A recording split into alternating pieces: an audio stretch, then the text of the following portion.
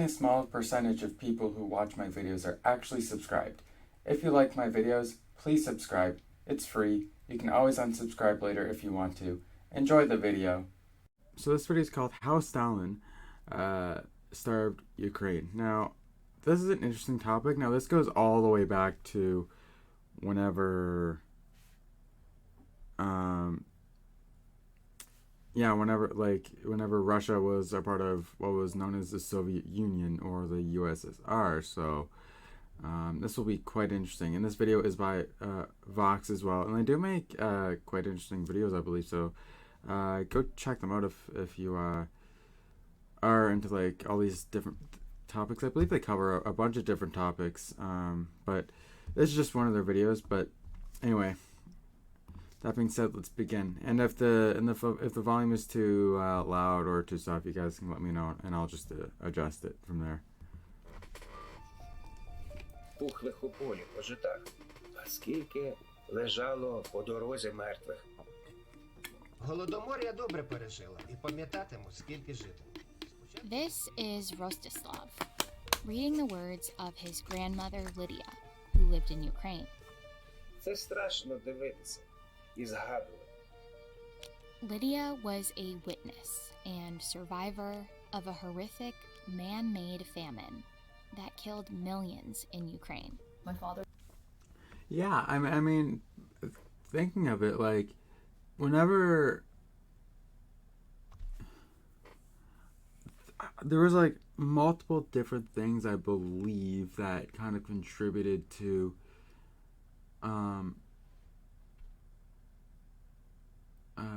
the USSR's economy not being where it should be in order to support its people. And I mean, living in Russia and the USSR and in that place during that time was really, really rough. I mean, it was like way behind technologically from what feels like the rest of the world. I mean, you know, like I heard a story about the Berlin Wall where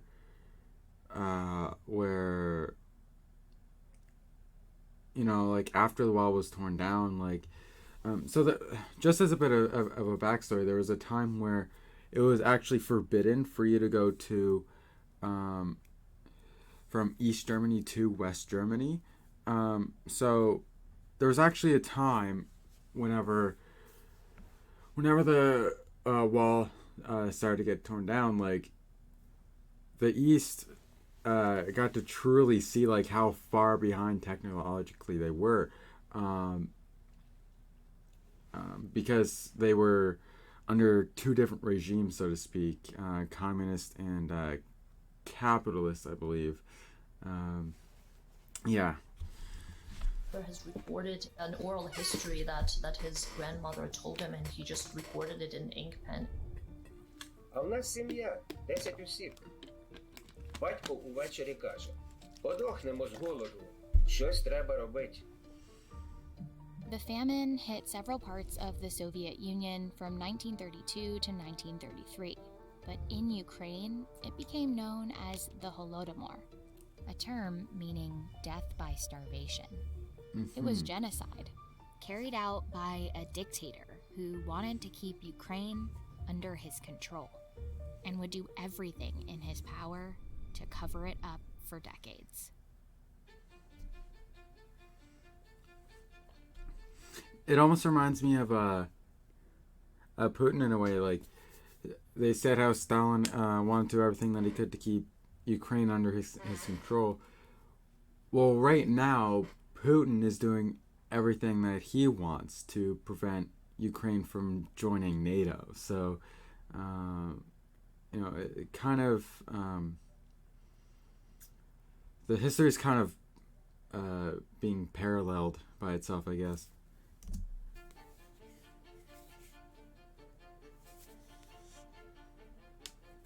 In 1917, after the fall of the Russian Empire, Ukraine briefly gained freedom. But by 1922, it was forcefully integrated into the newly formed Soviet Union, and became known as the Ukrainian Socialist Soviet Republic. At the time, the country was largely rural. Most of the population were villagers and farmers. Self-reliance is a very important thing for every Ukrainian, and so having that piece of land, cultivating that land was something that was very important to so many. In fact, Ukraine was known for its farmland. With some of the world's most fertile soil, the country was a huge grain producer, especially in these regions. Over time, it became known as the breadbasket of the Soviet Union. Yeah, like I think a third, like look at this, it's almost like a third or almost up to a half of territory of Ukraine that is like fertile enough to grow stuff on. And Ukraine like is a pretty big exporter of wheat, I believe. So, I mean that's why this invasion that Putin is putting on Ukraine is such a big deal. Well, a part of the reason. I mean, the war is actually affecting my life, with you know, like how prices of gas and oil are going up. So just because Russia is a big exporter of that sort of stuff. So, but anyway, that's the latest topic, And but Joseph different. Stalin wanted complete control of it. When Stalin rose to power in the mid-1920s, a distinctly Ukrainian culture and national identity were thriving. But by the late 1920s, he and other Soviet leaders feared it could bring on a Ukrainian revolution. They decided to crack down on what they saw as an ideological threat to the Soviet regime. And they began a widespread, violent purge of Ukrainian intellectuals along with priests and religious structures. You have to Oh, think wow. about it as kind of Okay, I'm going to turn up the volume a little bit. I can barely hear this. decapitating the leadership of the country. You cut off its head, basically. Around the same time, That's what Stalin Putin wants to do introduced right now. a 5-year plan that would eventually give him control of Ukrainian agriculture. The goal was to industrialize all of the Soviet Union at a rapid pace, which meant building up industries like electricity, coal, and steel. To fund this project, Stalin turned to the collectivization of agriculture, which meant consolidating individual farms across all of the Soviet Union into large, state-run farms. If you combine, 60, 70, 80 small farms into one big farm, it's easier to control it. It's easier to extract surplus grain or surplus Right. sugar or whatever that farm produces. In Ukraine, the plan gave Stalin direct control over grain production, which meant he could extract all of the crop to sell to the West as a way to fund Soviet industrialization. By this policy of industrialization, by taking away everything that grew on the land, Stalin aimed to really destroy that connection between the land and life itself. That was one of the key ideological things in industrialization, saying that it's not about the land, it's about the state, the Soviet state, that will then provide for your livelihood. Many Ukrainian farmers who had worked independently for their entire lives resisted Stalin's plan. So, Stalin found another way to attack them. He launched a propaganda campaign to smear farmers. He Yeah. labeled anyone resistant to collectivization a kulak, a Russian term for a wealthy peasant, and depicted them as greedy exploiters and enemies of the state, Wow. and sometimes as literal parasites. This is Seriously? a way to drive a wedge within a community, and it's a way to justify, I think, what the Soviet state and what the Communist Party is trying to do on the ideological side. No matter how rich or poor, Stalin seized the belongings of the so-called kulaks. He then exiled, imprisoned, or executed hundreds of thousands of them. And for the farmers who remained, he engineered a famine to starve them. Wow. In 1931, Stalin deliberately set quotas for grain production that were far beyond the capacity of farmers across the Soviet Union. When farmers failed to meet those quotas, Stalin's men swept their farms to confiscate all the grain they could find. What? Records show the Soviets took over 4 That's million tons of grain from ridiculous. Ukraine alone in 1932. That same year, a new law punished anyone who took even a handful of grain or was caught hiding grain or bread with 10 years in prison or the death penalty. Okay, here's the thing, like having like you cannot possibly prevent you cannot possibly give a reasonable and logical explanation as to why you should stop people from having a decent amount of food, right? It's like you're like if you're doing that, you're treating them not as people but just I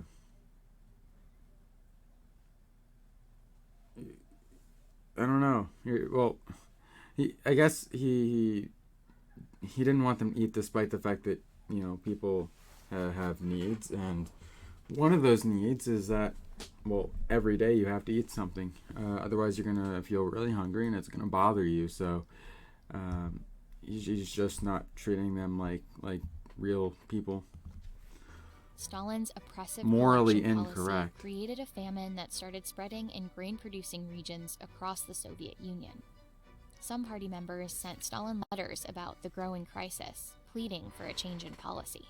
And that's what makes it so diabolical, because if a government is really concerned about its population, its people, then at the end of the first famine year, it can reverse its policies. But instead, the government and the party actually double down. Their commitment to collectivization made the famine deadly in many parts of the Soviet Union. But when it came to Ukraine, Stalin's need for the complete submission of its people compounded the effects of the famine. In the fall... Yeah, just speaking about history being parallel to itself, that is exactly what's happening today. Like, Putin is like, he tried to create like this almost like propaganda, as in like, okay, this is what people of Ukraine are like, this is what their government is, this is what this and that is. But the people of Ukraine are unanimously resisting Putin. They're not going at all with what he said, or what his original thing was that he said, but why he thinks he has the right to invade. I mean, unfortunately, Russia and the USSR just kind of have a history of, well, more so the USSR, because I suppose whenever the USSR collapsed, the Russia turned to more of a democratic system briefly, but the USSR really had some really terrible and really terrible leaders. Leaders in which it seems like they didn't even care whatsoever about their people. So it's really unfortunate that they had to go through that. Of 1932, Soviet police began seizing not just grain, but anything edible, even livestock. Yes, because you want to kill them because of your own selfish needs. Yeah, that's exactly what Stalin wanted to do, because he's a ruthless dictator. We in history talk about, oh my gosh, like Hitler was so bad. Like he tried to kill. Well, he did kill millions of Jews. He is responsible for it. We talk about how bad he is, how how he's like the reason why World War II happened. You cannot tell me that after World War II, after Hitler had died, that Stalin wasn't at least just as bad. Like, sure, he didn't like start a war or anything, but he was involved in the Cold War because that was a thing with the USSR and NATO or Russia and the United States, however you see it. So, yeah, he's essentially responsible for millions of people dying. There's just no other way around it. Farms in Ukraine, and sometimes entire villages, were blacklisted for missing grain quotas, torn apart for food, and prohibited from receiving any supplies. And in January 1933, basically taking away knowing basic human rights Ukrainians were from them, leaving in right? search of food, Stalin closed the borders of Ukraine and policed migration from Ukrainian villages to cities too. In the coming months, tens of thousands of Ukrainian villagers were caught trying to flee and were sent back to their homes to starve. This was a targeted extermination of peasantry. I mean, yeah, just like taking away a basic human right from them, right? It's like, how do you expect those people to work as hard and as long as you want them to if you're not even giving them food? In what universe is that? In what universe is it logical to expect people to work harder whenever you're basically starving them to death? It's like saying, we're gonna make the punishments more strict so that they work harder, and like just like a general company, whatever. But no, like I can only imagine that how much people, just regular ordinary people, feared Stalin because, again, he was a ruthless dictator, and responsible for millions of people dying, solely responsible for this famine. He caused this famine because of his own selfish needs. There's really just no other way to put it. I mean, he put his own selfish needs above the needs of the people. And as a leader of the country, that is the absolute worst thing that you could possibly do. So people tried to find food in, wherever they could, in rivers and streams. They began to eat their animals, their pets. They began to catch birds and mice, whatever they could find on trees. Yeah, like if you're forcing your people to do that, then there's something wrong with you. Give them some sort of sustenance. People were so desperate that they ate flesh from animals that they found on the road, and some even resorted to cannibalism. Gosh. But even in this unimaginable suffering, Ukrainians fought for their lives and each other.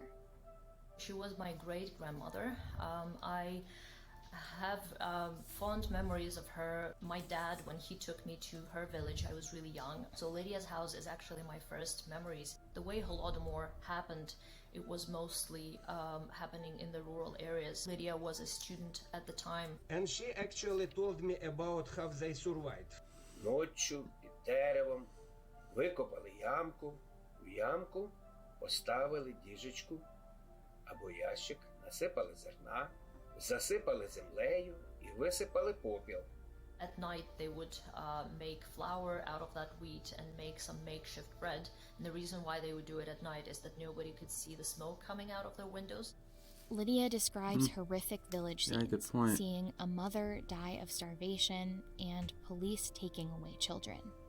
Once, when Lydia saw her neighbors who had bloated bodies and couldn't get up, she started to sneak them bread and milk. It's likely due to her efforts that 7 people out of that family of 9 survived. Wow. Only 2 people After died. its peak in May and June of 1933, the famine slowly started subsiding. Likely because of a weakened labor force, the Soviet regime finally took measures to decrease grain confiscations and arrests. By 1934, most regions collectivized. Almost all farmers were working for the state. Though we will never know the total number of deaths from the Holodomor, a recent study estimated nearly 4 million Ukrainians killed. Places Ukrainians like the North alone. Caucasus, with a large Ukrainian population, suffered greatly too. And further east, Kazakhstan lost at least a third of its population. Wow. So many people perished during the Holodomor that the Soviet Union had to send people over to Ukraine to rebuild the labor force. The main goal was to resettle those areas in order to work the land. There were settlers brought in from various parts of the Soviet Union, but mainly from Russia. This resettlement program set off a wave of future campaigns over the years. Many Russians moved here in the east and south, which are to this day places with large Russian populations. In Russia, Stalin carried out a massive disinformation campaign to cover up the famine he'd created. Throughout the crisis, he outright denied that a famine ever took place. Okay. He banned the Soviet press from reporting on the famine and banned foreign correspondents from even going to Ukraine. But he strategically allowed language that would effectively downplay the Holodomor. Words like food shortages or food supply problems. For example, Walter Duranty, a Moscow correspondent for the New York Times, who won a Pulitzer for his reporting on Stalin's success with the 5-year plan, denied the famine in his reporting, calling it a food shortage. Duranty was challenged by others, including journalist Gareth Jones, who snuck into Ukraine and wrote a series of articles on how famine ruled Russia. At the time, Russia was a term many journalists used to describe the Soviet Union as a whole, including Ukraine. Jones wrote, "Everywhere was the cry, 'There is no bread. We are dying.'" In response, Duranty, who had more influence than Jones, put out another article, this time insisting that Russians were hungry, but not starving. Several photographers who lie. also tried to expose the humanitarian crisis were arrested for their photos. Some managed to get their images to leaders in the West, but the images didn't mobilize support for Ukraine. The West didn't want to get involved in Soviet politics. The most cautionary tale is remembering that the world didn't come to Ukraine's rescue. It seemed like an internal issue. There was a lot of misinformation, disinformation. Outside of controlling the media narrative, Stalin destroyed archives and made sure death certificates didn't use the word starvation as a cause of death. And then there was the case of the 1937 census, whose findings showed a drop in the population of Ukraine. So Stalin decided that he couldn't allow this to be made public. The people who compiled the census, most of them were arrested and some were even executed, and the census never became public. Over the course of the next several decades, the Soviet Union continued to suppress the Holodomor. But in Ukraine, the truth was quietly passed down through generations. In more recent years, the Holodomor has been recognized by more than a dozen countries as a genocide.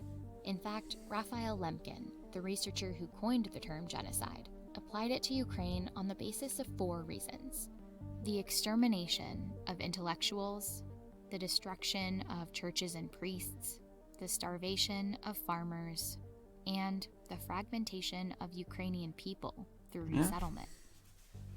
But the government of Russia has yet to acknowledge any historical responsibility for the famine. They've maintained, falsely, that the famine hit Russia just as hard. And today, similar tactics of disinformation are being used to perpetrate another violent attack against Ukrainians. As I said earlier, right? At the coverage provided by Russian state media, it seems like the Ukrainians keep shelling themselves. It seems like it's somehow the Ukrainians' fault that there is this war in their own land. It's war against our people. I can't imagine. The second time we step in the same river. The whole cities right now in Ukraine are being obliterated. It is really my fear that if Russia were to be successful in this current invasion of Ukraine, they will make sure that this page of history is rewritten and is forgotten. Yeah, and yeah, I agree with what they said. And just speaking about the war, you know, like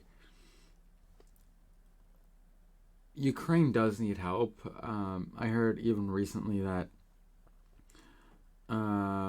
the Ukrainian president was calling for more weapons and everything like that. And I suppose the fear of some people is that, like, if Ukraine falls, then I think I said this before, but if Ukraine falls, then who's next?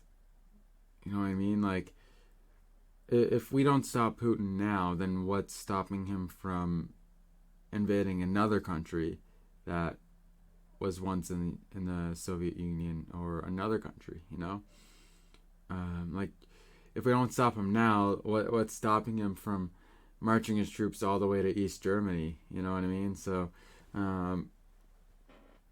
I guess we just kind of have to hope that these sanctions that they make Putin run out of resources before he can do everything that he wants to do with Ukraine.